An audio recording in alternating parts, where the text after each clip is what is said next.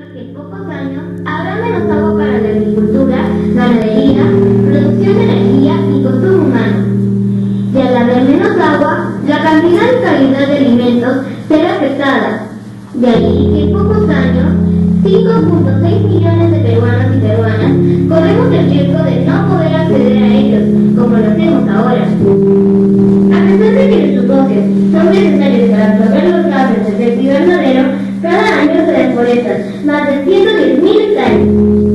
Y que además constituye un peligro a nivel global, pues los bosques son clave para enfrentar al cambio climático.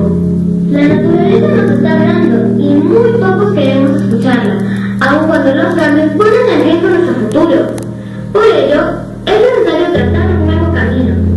Este diciembre llegarán al Perú más de 12.000 representantes de 195 países, quienes participarán en la reunión sobre el cambio climático más importante del mundo, el evento más grande realizado en el Perú, en toda su historia. La conferencia de las partes de la Convención Marco de las Naciones Unidas sobre el Cambio Climático, o COP20.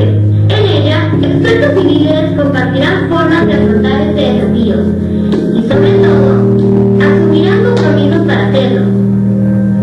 Estaremos en los ojos de todo el mundo, un incentivo como nunca antes para mostrar lo que el Perú puede ofrecer. Pero, aún más importante es que el gobierno, las empresas y la sociedad civil estarán pendientes del cambio climático, haciendo de este un momento clave para iniciar acciones, cambiar y enfrentar el problema cuando aún es posible.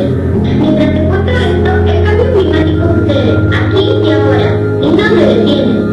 Puede ser que pienses que todavía soy muy chica, y que ante este problema gigantesco soy aún más pequeña, pero mi futuro depende de lo que diga ni haga hoy. Así que no puedo quedarme callada.